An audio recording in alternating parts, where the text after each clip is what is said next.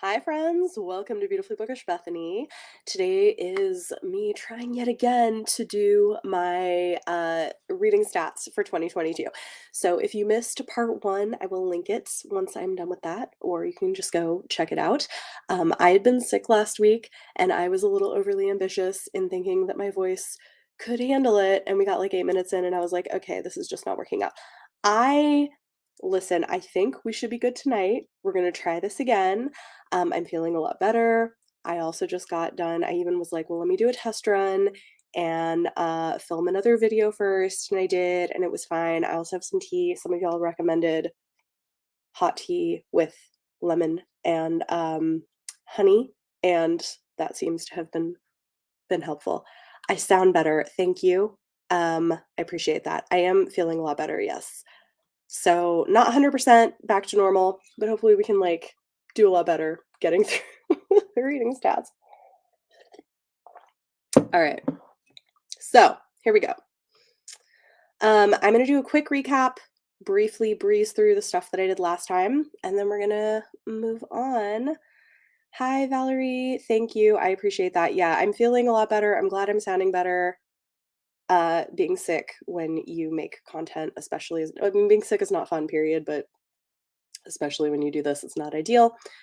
All right, so we talked a little bit about the overview of how many books I read, longest, shortest. I'm not going to recap all of this. Go check out part one if you want to hear kind of my thoughts on this. We've got 6 years of monthly stats, how many books a month I read. My average was pretty similar to 2021. Again, I go over this a little more in part one. And yeah, genres, no big surprises here. I also got through this slide. I think I got like a couple more slides in, and then we'll like really dig into the stats. Fantasy was my top genre, closely followed by romance, and then sci-fi and horror, and altogether that made up like 75% of my reading. So yeah. Yes. I want to say the longest one was probably like a Robin Hobb or something. I don't know. I read a few long books. All right. Age groups, I went over this. It was mostly adults. And I think this is where I left off last time. So book length, 74.7% were novels, 10% were novellas, a mix of other things. I don't know. It's kind of interesting. Okay, this I do think is interesting. Like almost 60% of my reading this year was audio. It has been around 50%. It's even a little higher than that this year. That has just been really helpful for me and a really great way for me to be able to listen to things while I'm doing other things. 21.8% was uncorrected proof. That could be either physical or digital. So we're going to look at the physical versus digital. But yeah, this kind of shows you like what were the formats. And maybe this was the last slide I got to last time. About 75% digital. So we know 60% of that is audiobooks.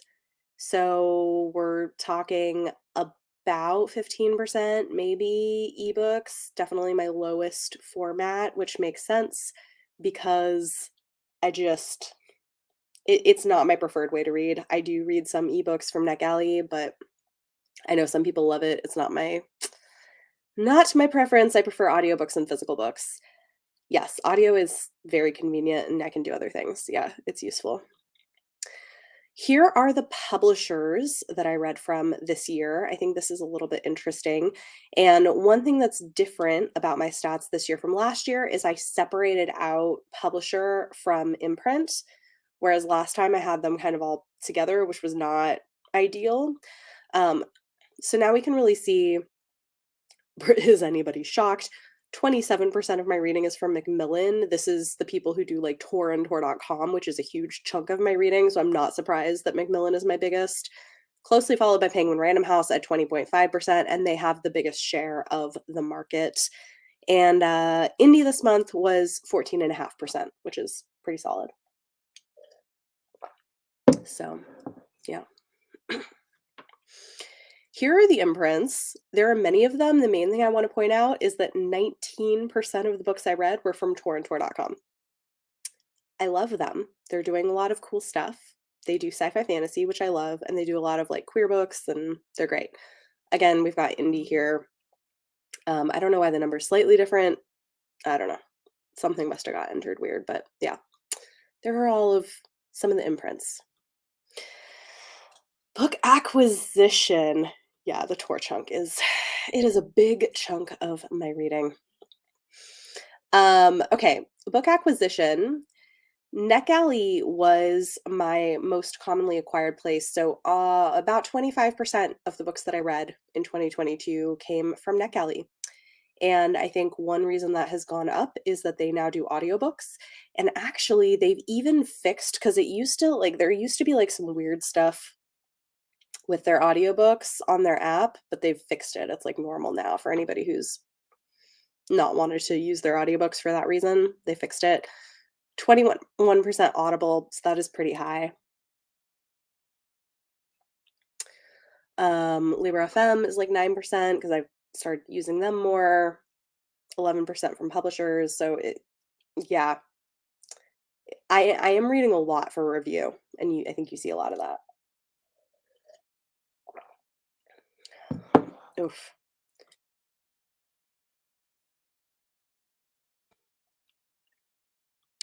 Yes, you could revisit NetGalley. It's better. I love how like I was fine filming a video, and now my voice is like, what you thought this was gonna be okay?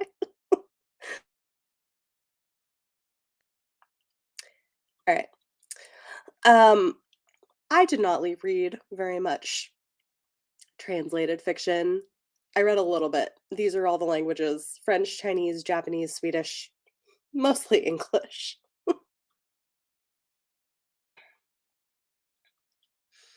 And like 51% of the books that I read were for review.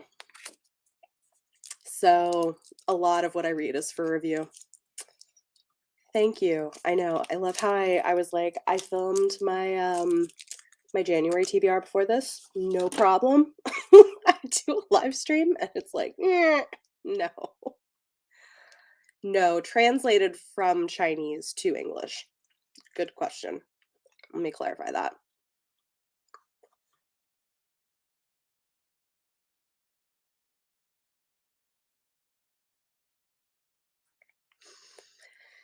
Yeah, reading and translation can be really hard to come by naturally. You kind of have to go out and look for it. I agree. Okay. So here's publication year data.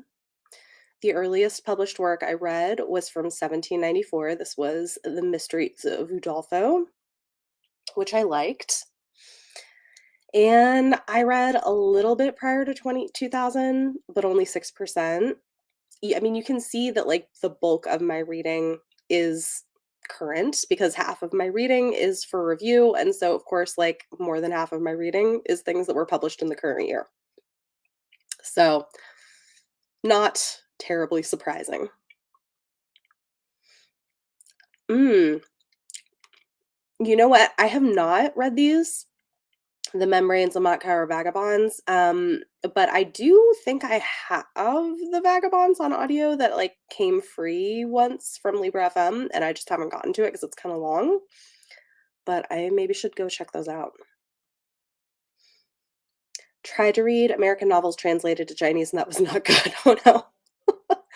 Yeah, it kind of probably I could imagine, especially too, if it's like translated from a language you also speak, it could be hard. Oh, wait. American novels translated to Chinese. Oh, that's interesting. I guess it depends on the translator. That's things can definitely be different in translation. Here are my star ratings. Nice little you know, bell curve basically. My most given rating is a 4 star, 26%. My average was a 3.8 this year, which I think is a little bit lower than last year, which was like a 3.9. Yeah, I'm pretty happy with this. And like I give 6 stars to my favorites of the year, and only 6% of the books that I read got a 6 star rating from me. So I feel like that is very reasonable. I And I continue to not give a lot of 1 and 1.5 stars, like, 1% of my books, the books I read got 1 star, 2% got 1.5 stars. I did give more 2 stars, like, I was more willing to give 2 stars this year than I have been in the past, and I don't feel bad about that. It's like 7%. Um, I think I was trying to be more, like, honest about the books that were, like, in that range. A lot are 4 stars. I predominantly have been reading things I like, which I think is great. Okay, next we're gonna talk about author demographics. That was, like, book details. Here is countries of origin. So about 73% of the books that I read are from US authors. I do live in the US. It is predominantly what's being given to me, so, like, I kinda have to, like, go looking for other things, although I do try to branch out. I didn't do the math on this exactly because it's, like, 9% UK, 3% Canada, and then, like, most of the rest is non-Western, although there are a few things that are. So, I try to branch out where I can, but it can be difficult.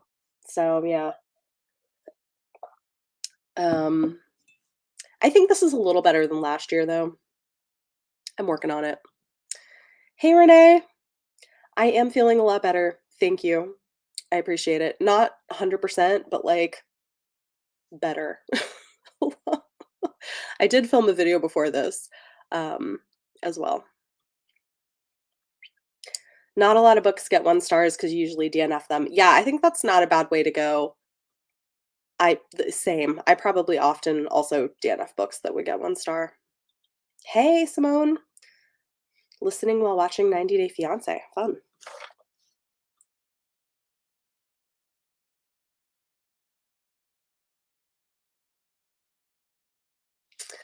All right.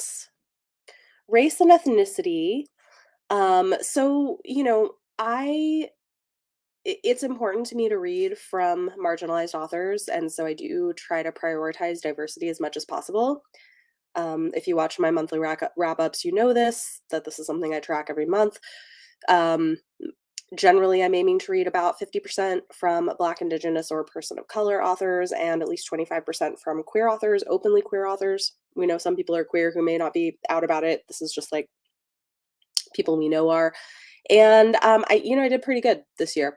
So about 50% of the books that I read were from white authors. I do separate out like white Jewish authors, which is like 2% here. So it's like slightly over 50%. But yeah, almost half of my reading was from Black, Indigenous, and personal color authors, which is great. Like that's kind of what I want to be aiming to do because that means I'm hitting that benchmark of prioritizing that.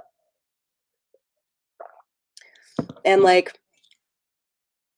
if you don't do it intentionally, you probably won't because I mean, just to be honest, like the majority of the authors who get the biggest publishing push that you're seeing on tables and end caps and whatever are mostly white authors. Like there are authors of color who get pushed, but not nearly as many of them. And it is just something that you have to actually be intentional about and track. Otherwise, you won't do it. So that's why I do. Um, Try to keep your books at a 60-40 split for white versus authors of color because it reflects the city you live in demographically. That's great. Yes, you got to be conscious about it. Like it doesn't just happen by happenstance. Yeah, it's a good thing. It's a good thing to work on and like come up with like an achievable goal. Hey Bronwyn, yes, my voice is a lot better. Thank you. All right. Openly queer authors was like 38%. That's great. I read a lot of queer books, and this is just the people who are like on their Twitter profile or in their bio. Um, there are even more books that are queer books that I'm reading where I'm like, I don't know. So it's know or unknown where maybe they are. Um, but yeah, that has definitely been a big part of my reading this year. I'm not mad about it. It's been kind of great. And I love that there are so many out there to read. I do also track some other demographics, so we're gonna talk about it. Are authors openly trans, where I know they're trans? 8.5% of the books that I read were from openly trans authors, which is good. Like that number has been slowly creeping up from previous years. Um, yes, yeah, they fixed the audio issue at NetGalley, so I think a lot of people were staying away because of that.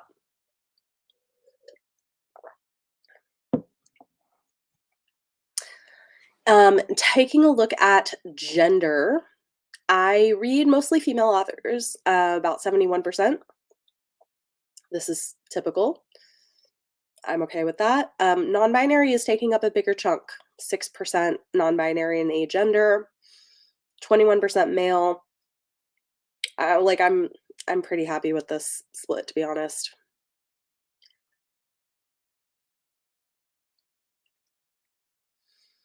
Also, kind of want to try to read more nonfiction. Yeah, I read less nonfiction than usual this year too, so I'm kind of with you. This past year, about 9% of the books I read were from disabled authors where I knew they were disabled. I'm sure it's probably underrepresented, but it's like decent. And 16.5% were from neurodiverse authors, which I think is great. So those are also things I'm tracking on like a yearly basis, trying to make sure I'm getting a variety of different types of representation in the books that I'm reading, and authors that I'm reading.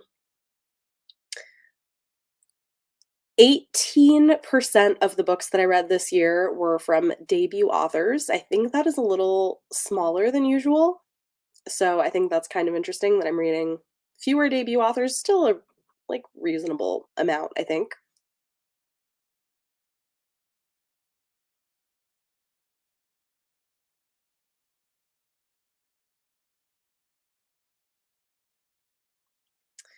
And I'm still reading like a good number of new to me authors. 46% of the books that I read were from authors I had never read from before. So I'm kind of splitting it half and half, like trying new people, reading people I've read before.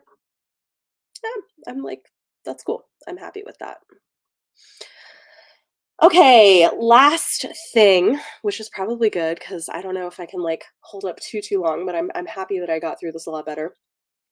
I always think it's interesting to look at who are my most read authors in a given year.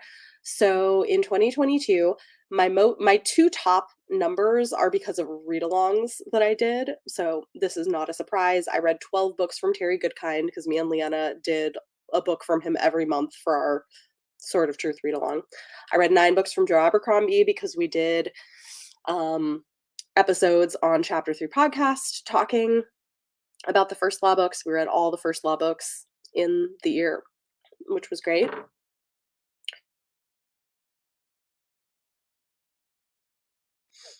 Um, I read 5 books from Jen Lyons because I read her entire series. And then I thought it was interesting. I didn't realize I read 5 books from Nevo, but in hindsight, I feel like she's become kind of a new favorite author for me this year. Like this is the year when she's kind of like I'm like I want to read everything that she is writing at this point because I love her writing. So 5 books slash short stories. Authors I read 4 books from include Adriana Herrera, who I love. I always read a lot from her. Ollie Hazelwood, Erica Ridley, Kristen Kishore for the Graceling read along. Sylvia Moreno Garcia, Stephen Graham Jones, Ollie V. Blake slash Alexine Farrell Falmouth. That's her YA pen name. Um, and then the authors I read 3 books from this year were T. Kingfisher, Robin Hobb, Rebecca Roanhorse, Nnedi Okorafor, John Scalzi, Alex E. Harrow, and Shauna McGuire slash Myra Grant slash A. Deborah Baker. Like those are all different pen names she writes under, and I read one from each. So yeah, I feel like this is a good lineup of authors. A lot of these are people I really like, or people I was doing read-alongs for. So I'm pretty happy with this, and I think when I find authors I like, I will read a lot from them. Clearly, so Renee, only 4 books got a 1 star. That could never be you. I mean, truer words.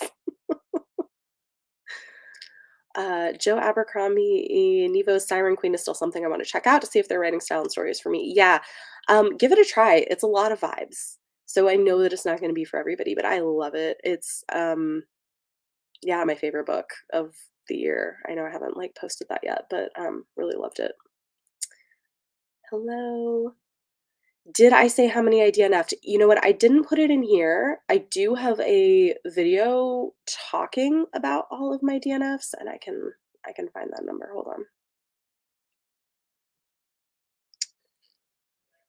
on. I DNF'd 20 books in 2022, which I think is a little bit less than the year before. So it's interesting.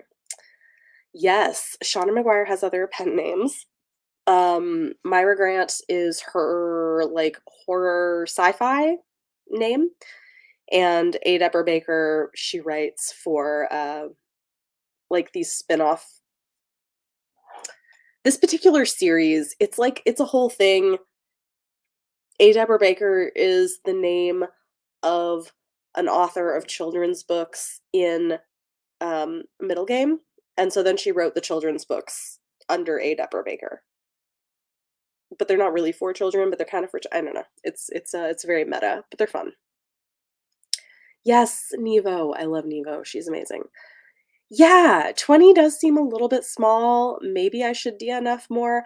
I will say when I say DNF, this is like hard DNF where I'm like, okay, I am not planning to read this book at all. I'm not just putting it down for now or not in the mood at the moment. But yeah. Wow, DNF 3 books total last year already. DNF'd 3. It is the year to embrace it. I love it. That's great. I love that for you. I have DNF'd 2 books so far this year. So, yeah. Yes, the book world is indeed very interesting.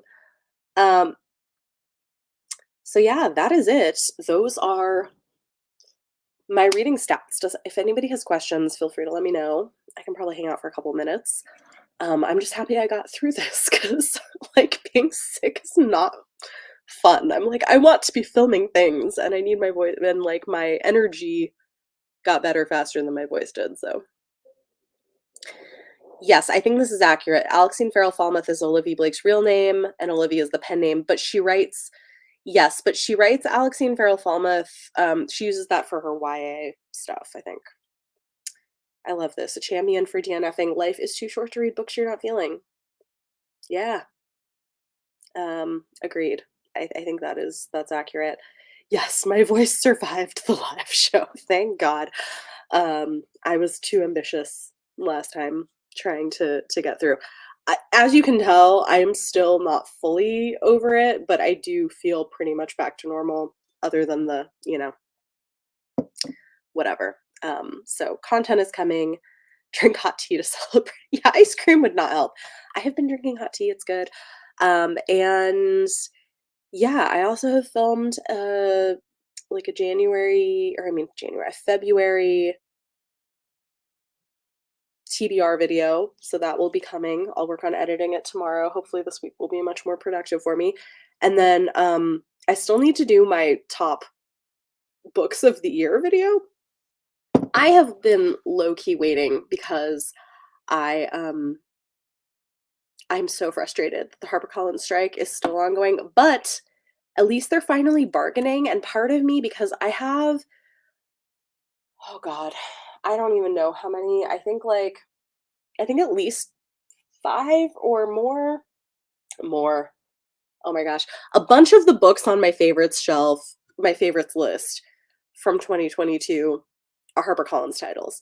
And I kind of don't want to do my best books of the year video until the strike is over so I can fully gush about all my favorite books because like 6 or 7 of them maybe. I don't like a lot of them are HarperCollins titles.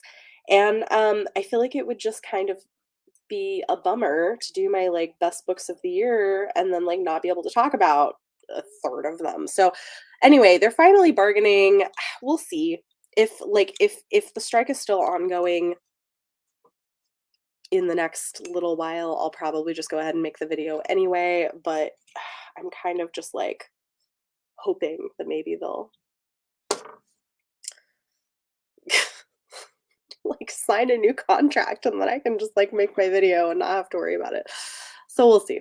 Um, yeah, I'm glad they're finally bargaining as well, and I hope they get what they're asking for. It is, like, not really that much in the scheme of things, and they deserve it. I can't believe it's gone on, like, 2 months. It's just wild. Anyway, so those are some things that are coming. Thank you all for bearing with me. Sure, the best books of the year will be worth the wait. Yes. Thank you. I hope so. Um, yeah, and I have some other fun projects going on. I've been reading, like, I read Antigone, and I'm reading Antigone retellings. So there's a discussion video coming for that. There's stuff on the way. Anyway, I should probably stop talking. My voice is going to cut out, but thank you all for hanging out with me. Have a great week, and I will see you later. Bye.